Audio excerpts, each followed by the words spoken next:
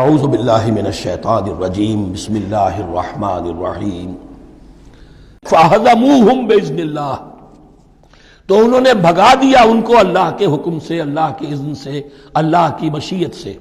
وَقَتَلَ داود جالوتا اور قتل کیا جالوت کو داود نے۔ یہ داود جو ہے تورات سے معلوم ہوتا گڈریے تھے، جنگلوں میں رہتے تھے اپنی بھیڑیں بکریاں لے کر، اور ان کے پاس ایک گوپیا ہوتا تھا، اس گوپیے کے اندر پتھر رکھ کر اس کو گھما کر وہ مارتے تھے، لیکن نشانہ اتنا صحیح تھا کہ اس سے وہ کہتے تھے کہ میں شیروں کے جبڑے توڑ دیتا ہوں۔ جب کبھی شیر آتے ہیں میرے بھیڑوں بکریوں کے گلوں پر حملے کے لیے، تو جب وہ آ گئے اتفاق سے، جب لشکر آمنے سامنے تھے، ادھر جالوت للکار رہا ہے آئے کوئی میرے مقابلے میں، ادھر سب کے سب سہمے کھڑے ہیں، کوئی آگے نہیں نکل رہا، تو حضرت طالوت آئے، یہ حضرت داود آ گئے اتفاقاً۔ کہا معلوم ہوا کیا سچویشن ہے، یہ ہے کہ اچھا ٹھیک ہے، میں اس غیر مختون کا میں معاملہ کرتا ہوں، اس لیے کہ یہ ان کے یہاں سب سے بڑی گالی تھی۔ حضرت ابراہیم کی ملت میں ہے ختنہ، اور یہ جو کفار اور مشرک تھے ان کے ہاں ختنہ نہیں تھی، تو نامختون ہونا ان کے ہاں یہ سب سے بڑی گالی تھی۔ اس نامختون کا پھر جو ہے میں اس کو کیفر کردار تک پہنچاؤں گا، میرے پاس یہ گوپیا ہے اور میں تو شیروں کے جبڑے توڑ دیا کرتا ہوں۔ انہوں نے پھر وہ پتھر رکھ کر اور گھمایا ہے، اور سیدھا وہ آنکھ کے سوراخ سے اس کے بھیجے کے اندر اتر گیا، اور اس طریقے سے قتل داود و جالوتا، داود نے جالوت کو قتل کیا، اور اللہ تعالیٰ نے پھر ان کو جو براتیں بتا کیے، وَآتَاهُ اللَّهُ الْمُلْكَ وَالْحِكْمَةَ وَعَلَّمَهُ مِمَّا يَشَاءُ۔ ایک تو یہ کہ طالوت علیہ السلام نے اپنی بیٹی کا نکاح ان سے کر دیا، داماد ہو گئے، اور پھر انہی کو وارث بنایا، یہ بادشاہ ہوئے۔ اللہ نے ان کو ہی ملک دیا، حکومت دی، بادشاہت دی، اور دی، نبوت میں دی، یہ دونوں اعتبارات سے ان کو اللہ تعالیٰ نے سرفراز فرمایا۔ وَعَلَّمَهُ مِمَّا يَشَاءُ، اور پھر اسے سکھایا جو کچھ کہ اللہ نے چاہا۔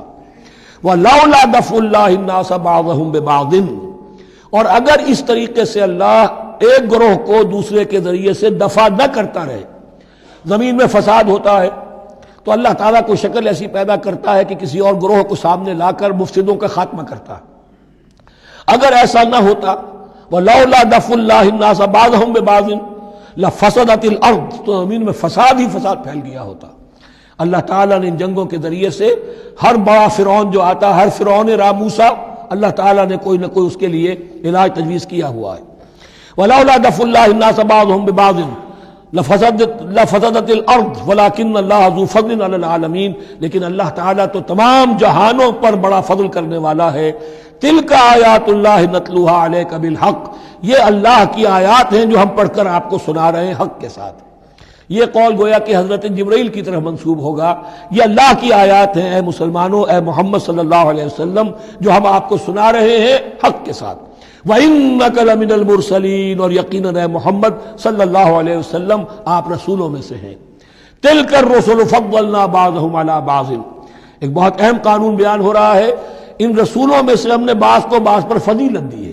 یہ میں پہلے بیان کر چکا ہوں کل، تفریق بین الرسل کفر ہے، تفضیل یہ قرآن سے ثابت ہے، کوئی افضل ہے اور کوئی مفضول ہے، کسی کو کسی اعتبار سے فضیلت ہے، کسی کو کسی اور اعتبار سے فضیلت، جزوی فضیلت ہے، مختلف لوگوں کی ہو سکتی ہے، کلی فضیلت تمام انبیاء اور رسول پر محمد رسول اللہ کو حاصل ہے۔